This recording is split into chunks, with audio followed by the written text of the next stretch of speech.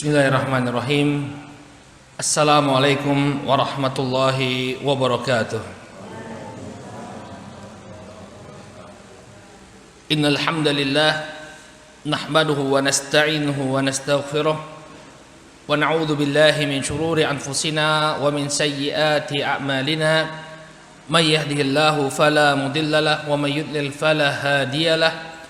Ashhadu an la ilaha illallah wahdahu la syarika lah wa ashhadu anna Muhammadan abduhu wa rasuluh.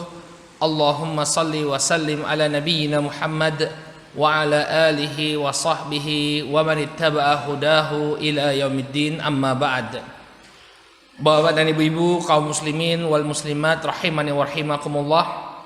Alhamdulillah, puji syukur kita panjatkan kepada Allah Subhanahu wa taala atas segala nikmat yang telah Allah Subhanahu wa taala anugerahkan kepada kita semua, sehingga di malam hari ini kembali kita berkumpul di Masjid Surah Ageng Al-Fatah yang kita cintai ini untuk melaksanakan salat maghrib berjamaah yang kita lanjutkan dengan majelis ilmu membahas perjalanan kehidupan dari junjungan kita Rasulullah sallallahu alaihi wa ala alihi wasallam.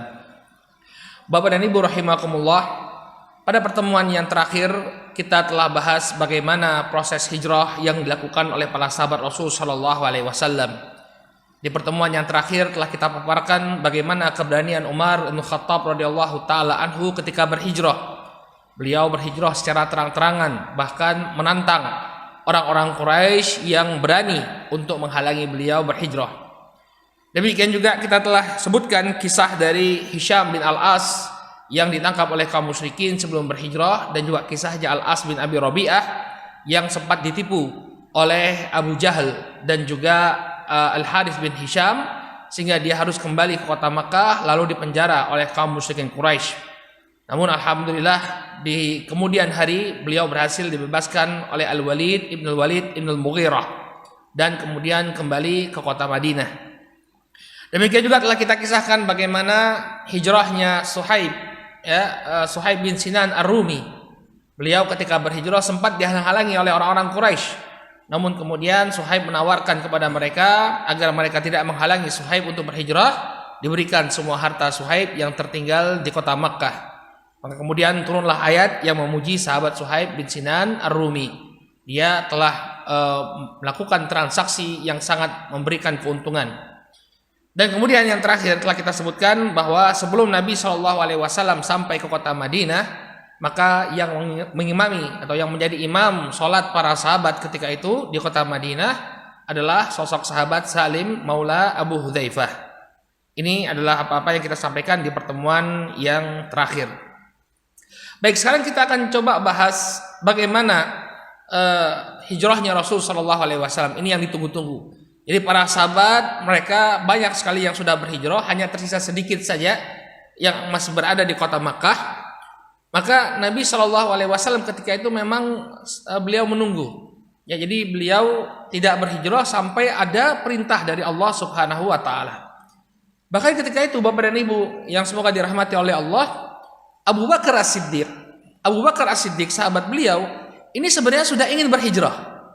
Ya, ingin menyusul teman-temannya, ingin menyusul sahabat-sahabatnya, namun ditahan oleh Rasul sallallahu alaihi wasallam. Disebutkan dalam Sahih Al-Bukhari dari Aisyah radhiyallahu taala anha, beliau berkisah ya bahwa Rasul sallallahu alaihi wasallam bersabda, "Inni uritu dara hijratikum dzata nakhlin baina labataini wa humal harratan." Nabi SAW mengatakan, sesungguhnya diperlihatkan kepadaku negeri hijrah kalian yang dia dikelilingi oleh pepohonan kurma, kemudian terletak di antara dua labbatain, dua harrah. Sudah kita jelaskan ya pada pertemuan 2 pekan yang lalu bahwa harrah di sini maksudnya adalah gunung yang terbentuk dari lava yang membeku. Jadi lava dulu Madinah atau Yathrib itu memiliki gunung berapi, kemudian keluar lavanya membeku dan mengeras sehingga membentuk 2 gunung. Nah, kota Madinah itu terletak di antara 2 gunung ini. Ya, jadi 2 gunung atau 2 bukit yang terbentuk dari lava yang mendingin. Qala fa hajara man hajara qibala al-Madinah wa raja'a ammatu man kana hajara bi ardil Habasyah ila al-Madinah. Maka ketika mendengar bahwa Rasul Shallallahu Alaihi Wasallam diperlihatkan tentang negeri hijrah yang baru itu, para sahabat mulai berhijrah. Bahkan orang-orang yang sebelumnya berhijrah ke negeri Habasyah, ke Ethiopia, mereka pun kembali untuk berhijrah ke kota Madinah. Maka ketika melihat banyak yang sudah berhijrah ke kota Madinah, Abu Bakar bersiap-siap ingin hijrah juga menyusul sahabat-sahabat yang lain. Fatajahaza Abu Bakrin qibalal Madinah. Maka Abu Bakar pun mulai mempersiapkan diri untuk berhijrah ke kota Madinah. Faqala lahu Rasul sallallahu alaihi wasallam. Maka ketika melihat Abu Bakar As-Siddiq itu sudah mulai bersiap-siap ingin hijrah, Rasul sallallahu alaihi wasallam menemui beliau. Kemudian mengatakan kepada Abu Bakar As-Siddiq, "Ara listik ya Abu Bakar." Ya, pelan-pelan wahai Abu Bakar. Arju ayyudzan li. Aku berharap ya aku diberi izin untuk berhijrah. Tunggu sampai aku diberi izin oleh Allah Subhanahu wa taala untuk berhijrah. Faqala Abu Bakar, "Wa hal tarju dzalika bi abi anta?" Ya, wahai Rasulullah, apakah engkau menginginkan ya agar aku nanti menemanimu? Ya. Maka kata Rasul sallallahu alaihi wasallam, "Ya, ya benar." Ya. Jadi kata Abu Bakar, "Apakah engkau memang benar-benar sedang menunggu izin?" Maka Rasulullah, "Ya, saya sedang menunggu izin. Kalau sudah datang izin dari Allah Subhanahu wa taala, kita berangkat." Fahabasa Abu Bakar nafsahu ala Rasul sallallahu alaihi wasallam liyashabah. Maka kemudian Abu Bakar pun menunda perjalanannya agar dia bisa menemani Rasul sallallahu alaihi wa ala alihi wasallam. Jadi Masya Allah ya, Abu Bakar ini nanti akan menjadi khalifah yang pertama. Ketika Rasul wafat, beliaulah yang akan menggantikan posisi Rasulullah SAW sebagai pemimpin kaum muslimin. Ya, ini salah satu perkara yang menunjukkan bahwa beliau adalah sosok yang sangat dekat dengan Rasulullah SAW. Sampai ketika berhijrah, Nabi SAW meminta Abu Bakar untuk menunda. Tunggu sampai saya dapat izin, nanti kita hijrah bareng-bareng. Fa'alaba rahilataini kanata indahu waraqas samur wa huwal khabatu arba'ata ashhur. Maka kemudian setelah Nabi Shallallahu Alaihi Wasallam meminta Abu Bakar untuk menunda perjalanannya, mulailah Abu Bakar merawat 2 ekor unta. Jadi 2 ekor unta yang akan dipersiapkan untuk menjadi kendaraan hijrah. Bahkan beliau memberikan makanan daun samur, ya daun samur ya, bukan semur ya, daun samur ya khusus untuk dimakan oleh unta-unta ini selama 4 bulan. Jadi dipersiapkan betul fisik unta yang akan membawa beliau bersama Rasul Shallallahu Alaihi Wasallam untuk hijrah. Lagi-lagi kita bisa melihat ya bahwa yang namanya tawakal itu disertai dengan usaha. Ya bukan hanya sekedar jalan saja, tidak. 4 bulan sebelum Rasul Shallallahu Alaihi Wasallam hijrah, ya sudah ada persiapan. Abu Bakar As-Siddiq mempersiapkan hewan-hewan tunggangan. Saya itu penasaran, Bapak dan Ibu. Daun samur yang dijadikan makanan unta itu apa? Ya, alhamdulillah sekarang kita bisa tanya Mbah Google ya. Nah, ini pohon samur. Jadi kalau dilihat ini termasuk pohon akasia ya, kelas akasia. Ya, jadi ini yang banyak ditanam di Timur Tengah sebagai pohon peneduh. Ya, karena tidak membutuhkan banyak air. Ya, kalau nanam pohon jati mungkin nggak hidup ya Pak ya. Tapi kalau akasia, wah ini terkenal tahan banting. Ya, ternyata inilah yang dijadikan sebagai makanan unta. Jadi kalau makan daun pohon samur ini, unta itu lebih kuat. Masya Allah. Baik. Kemudian setelah berjalannya waktu, turun perintah dari Allah Subhanahu Wa Taala kepada Rasul Shallallahu Alaihi Wasallam untuk berhijrah. Ya, perintah untuk berhijrah ini, ya kata para ulama, adalah firman Allah dalam surat Al-Isra ayat 80. Ini mungkin salah satu doa yang mungkin Bapak dan Ibu sering baca juga ya. Allah Subhanahu wa taala berfirman, "Wa qur rabbi adkhilni mudkhala sidq wa akhrijni mukhraja sidq waj'alni ya min ladunka sultanan nasira." Allah Subhanahu wa taala memerintahkan kepada Nabi sallallahu alaihi wasallam untuk berdoa. Rabbi adkhilni mudkhala sidqin. Wahai Rabbku, masukkanlah aku ya dengan cara masuk yang benar. Ya. Wa akhrijni mukhraja sidqin, dan keluarkan aku ya dengan cara keluar yang benar. Nah, Al-Imam Al-Qatadah sebagaimana yang dinukilkan oleh Al-Imam Ibnu Katsir rahimahullah taala dalam tafsirnya, beliau menafsirkan mudkhala sidqin artinya masuk ke kota Madinah. Jadi Nabi SAW diperintahkan untuk meminta kepada Allah, ya Allah, masukkanlah aku dengan selamat ke kota Madinah. Dan keluarkanlah aku ya dengan keluar yang benar. Maksudnya keluarkanlah aku dari kota Makkah dengan cara yang benar, dengan cara yang selamat. Waj'alni min ladunka sultanan nasira, dan jadikanlah untukku dari sisimu kekuasaan yang akan menolong, kekuasaan yang membawa kemenangan. Ini kata para ulama artinya beliau nanti setelah berada di kota Madinah, setelah beliau keluar dari kota Makkah, kemudian tinggal di kota Madinah, Allah akan berikan pertolongan demi pertolongan kepada Nabi SAW, kemenangan demi kemenangan, mulai dari perang Badar, disusul dengan perang-perang lainnya, bahkan lebih daripada itu, ya bisa mengalahkan Romawi dan Persia. Semuanya berawal dari mana? Dari hijrah ke kota Madinah. Ya, maka hijrah ke kota Madinah ini memiliki posisi yang demikian signifikan bagi kemenangan kaum muslimin. Setelah Nabi SAW hijrah ke kota Madinah, maka kemenangan demi kemenangan, pertolongan demi pertolongan diberikan oleh Allah Subhanahu wa taala kepada beliau dan para sahabat. Maka ini merupakan tanda Allah Subhanahu wa taala telah mengizinkan Rasul sallallahu alaihi wasallam untuk hijrah ke kota Madinah. Baik. Nah, kemudian bagaimana dengan kaum musyrikin? Kaum musyrikin bukannya buta mereka. Mereka melihat orang-orang yang dahulu mengaku muslim, ya, yang dikenal sebagai pengikutnya Muhammad alaihissalatu wassalam, sudah mulai hilang di peredaran.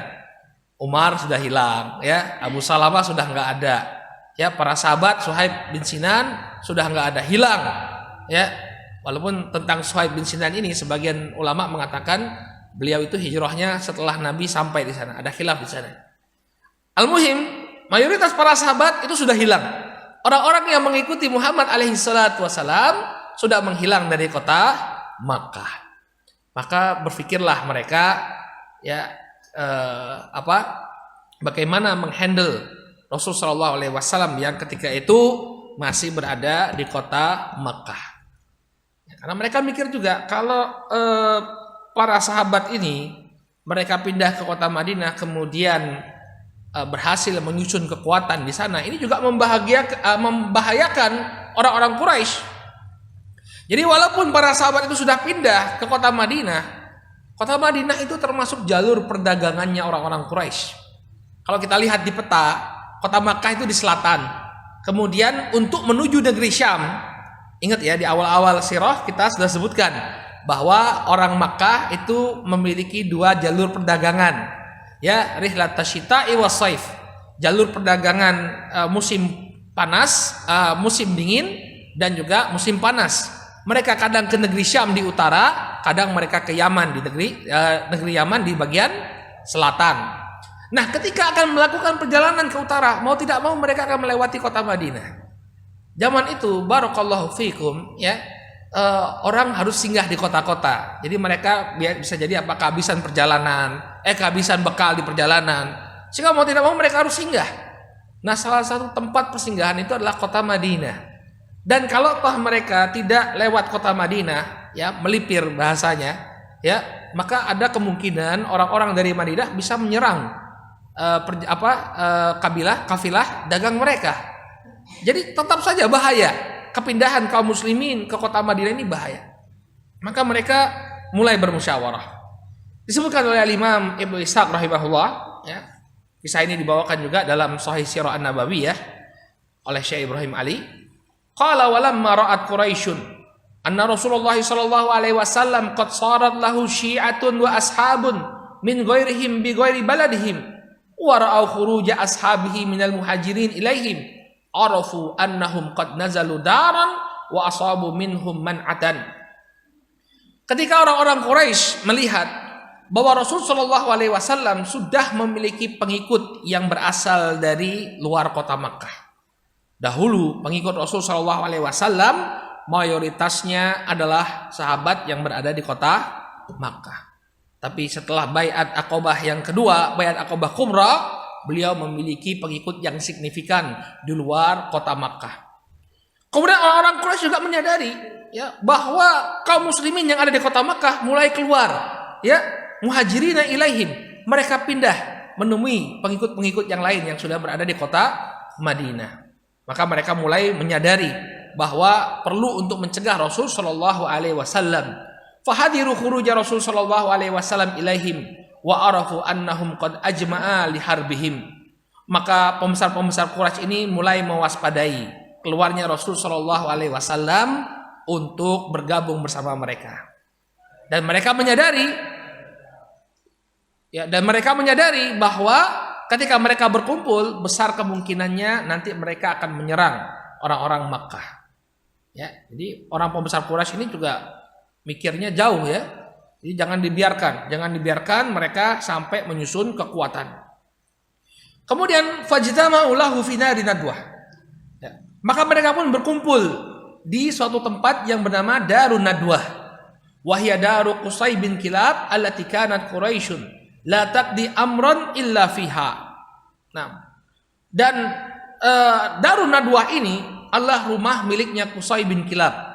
Qusay bin Kilab ini dahulu adalah pembesar Quraisy. Ya. Dan dulu Quraisy la taqdi amran illa fiha. Mereka tidaklah memutuskan sesuatu melainkan di Darun Nadwah. Darun Nadwah ini ibaratnya parlemen, ya, gedung majelis permusyawaratan Quraisy. Ya, kalau di kita ada MPR, ini namanya MPQ, ya, Majelis Permusyawaratan Quraisy. Namanya Darun Nadwah.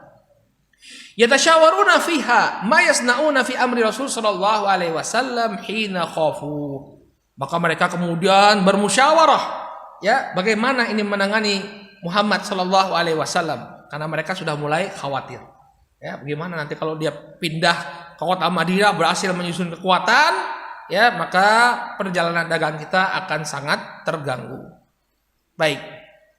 Nah, kemudian ketika mereka bermusyawarah ada orang tua. Ada seorang tua yang minta ikut untuk bermusyawarah bersama mereka. Ternyata orang tua ini yang mengaku berasal dari Najd, ya, dia adalah iblis laknatullah alaih. Jadi iblis laknatullah alaih itu ikut serta dalam musyawarah. Ya, iblis ini kan bangsa jin dan dia bisa mengubah bentuk menjadi seperti apa? Manusia. Ya. Tapi insya Allah nggak ada di masjid kita ya, nggak ada ya. Baik, ya. Ya, disebutkan oleh Imam Ishaq, beliau membawakan riwayat dari Abdullah bin Abbas radhiyallahu anhuma. Kata beliau, "Lamma ajma'u lidzalik." Ya, watta'adu ay yadkhulu fi darin nadwah liyatashawaru fiha fi amri Rasul sallallahu alaihi wasallam. Ghadaw fil yaumil ladzi ta'adu lahu wa kana dzalika yaumul yusamma yaumaz zahmah. Ketika orang-orang Quraisy berkumpul, ya, mereka bersiap-siap untuk membicarakan, bermusyawarah tentang Rasul sallallahu alaihi wasallam, maka mereka pun berkumpul di suatu hari yang disebut sebagai Yaumaz Zahmah. Yaumaz Zahmah. Zahmah itu artinya berdesak-desakan. Wallahu taala alam, maknanya bisa jadi karena di Darun Nadwah itu banyak orang yang berkumpul, mungkin mereka duduknya berdesak-desakan, atau juga bisa bermakna bahwa mereka dalam keadaan yang terdesak. Karena sebentar lagi ada kemungkinan Rasul sallallahu alaihi wasallam akan meninggalkan kota Makkah. Wallahu taala alam. Ya. Fi hayati syekhin jalil alaihi batlah. Maka kemudian datanglah iblis dalam bentuk seorang syekh, ya, orang yang sudah tua. Ya. Berarti iblis menyerupai apa? Orang yang sudah tua. Kemudian dia menggunakan pakaian, ya, menggunakan sebuah mantel. Fa waqafa ala babidar. Maka orang tua tersebut pun berdiri di depan pintu Darun Nadwah. Falamma ra'awhu waqifan ala babiha, qalu man syekh. Ketika orang tua itu berdiri di depan pintu, maka orang-orang yang di dalam mengatakan, "Man syekh?" Wahai syekh, siapa kamu? Ya, bertanya, siapa ini syekh yang datang? Syekh ini orang tua, orang yang terhormat. Qala syekhun min ahli Najdin, ya. Maka kemudian dia mengatakan, aku adalah seorang syekh dari Najd. Ya. Najd itu daerah sebelah timur Jaziratul Arabiyah. ya, yang sekarang itu menjadi kota Riyadh, ya, ibu kota Saudi Arabia itu Najd, ya, termasuk daerah Najd. Kemudian kata Syekh tersebut, ya, sami'a billadzi tada'tum lahu wa hadara ma'akum liyasma'a ma taqulun. Aku kesini mendengar apa yang sudah kalian bicarakan, ya. Wa hadaru ma'akum, aku hadir bersama kalian untuk mendengar apa yang kalian perbincangkan. Wa asa alla yu'dimakum minhu ra'yan wa nushan, dan aku berharap dengan kehadiranku di sini aku bisa memberikan ra'yan, ya, usulan, wa nushan, dan nasihat kepada kalian. Maka orang-orang Quraisy melihat, wah, ini Syekh Masya Allah, ya, seperti orang yang sudah berpengalaman, ya, sehingga tidak mengapa. Apalagi dia menawarkan dirinya untuk memberikan nasihat dan usulan kepada para pembesar musyrikin Quraisy. Qalu ajal katanya. Ya, baik, silakan. Fadkhul, masuk. Mereka menyuruh Syekh tersebut untuk masuk. Fadakhala ma'ahum. Maka Syekh tadi, orang tua tadi pun masuk, ya, menemui mereka. Jadi iblis laknatullah alaih ikut rapat.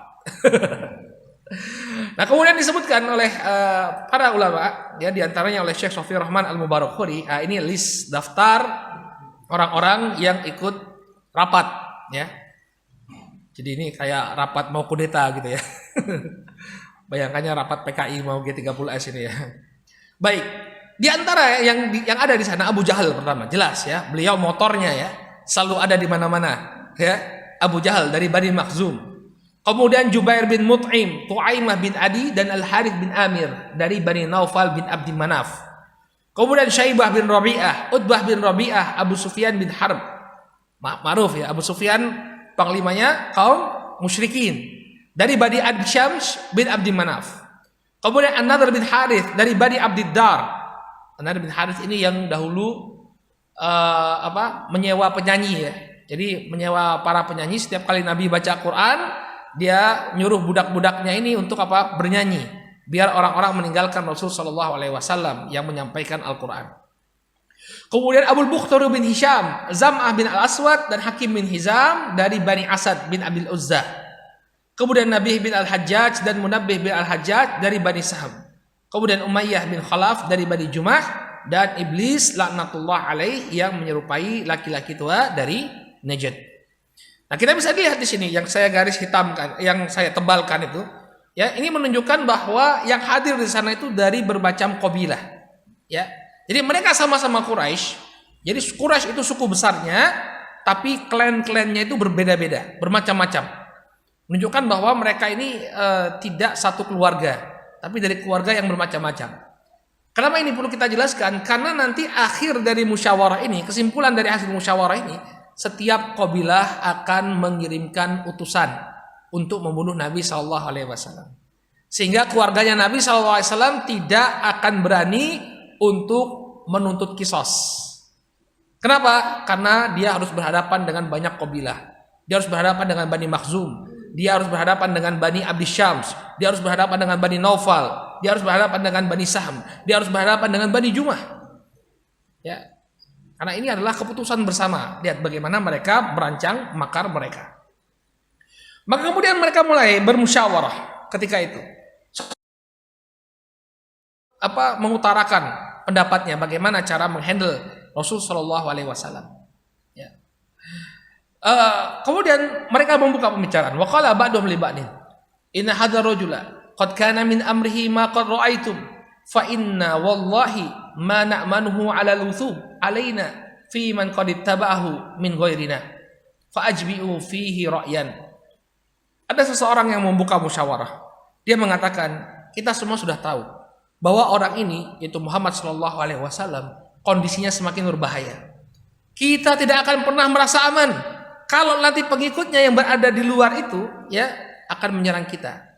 Gak bakalan aman kita kalau pengikutnya yang ada di luar mereka berhasil menyusun kekuatan, maka selama-lamanya perjalanan dagang kita ini tidak akan aman. Bahkan bukan hanya perjalanan dagang, kota Makkah itu bisa diserang oleh mereka kalau mereka sudah berhasil menyusun kekuatan.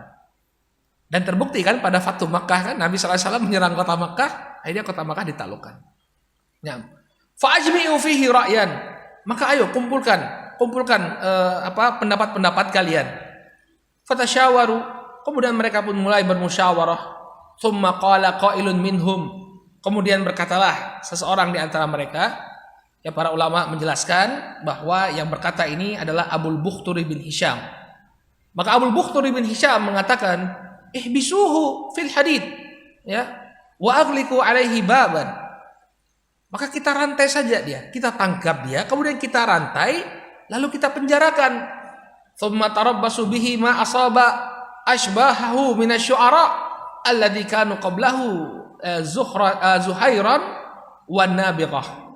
Kemudian kita tunggu saja, kalian tunggu setelah dia dipenjara, setelah dia dirantai, ya, kita tunggu sampai dia mati.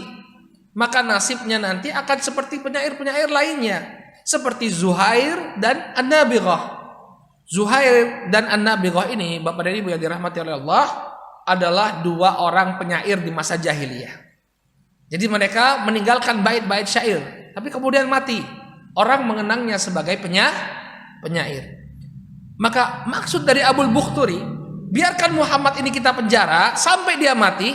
Maka ketika dia mati nanti, orang-orang hanya akan mengenangnya sebagai seorang penyair. Paham ya? Ide yang sangat bagus sebenarnya ya. Tahan saja. Biarkan kemudian dia mati. Begitu dia mati nanti, mati secara normal. Yang terkenang di benak orang-orang adalah matinya seorang penyair.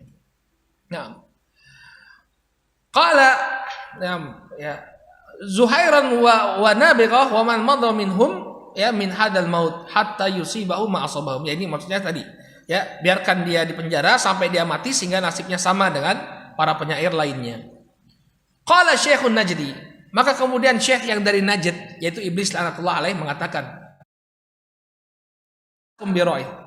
ya, demi Allah, kata dia, ini bukan ide yang bagus.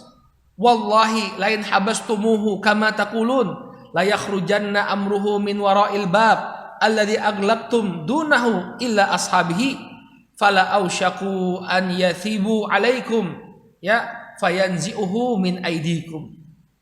Maka orang-orang ini dikasih tahu oleh syaitan, oleh iblis laknatullah alaih. Wallahi ini bukan ra'yu yang bagus, ya. Lihat, iblis saja sumpah nyebut nama Allah, ya. Jadi jangan tertipu dengan orang yang bersumpah. Kadang orang bersumpah demi Allah barang bagus, barangnya jelek gitu ya. Iblis bersumpah demi Allah, ini bukan ide yang bagus, ya. Ya, kalau kalian memenjarakannya, ya, hanya sekedar dipenjara, maka dia bisa memberikan perintah kepada para sahabatnya, ya.